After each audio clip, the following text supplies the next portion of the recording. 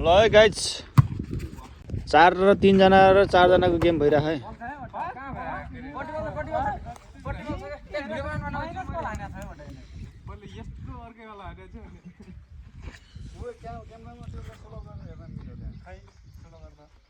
कहाँ हो फल छैन के 1-0 है 1 बराबर हो।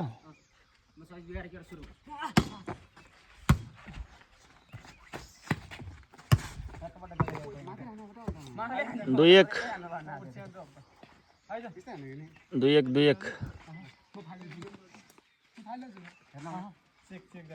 यता 4 जना छन् यता 3 जना छन् है। 1 किलो जेरी खाइदिइसकेका छन् अब 2 किलो खाइदिन्छन् अब फेरि हारे भने।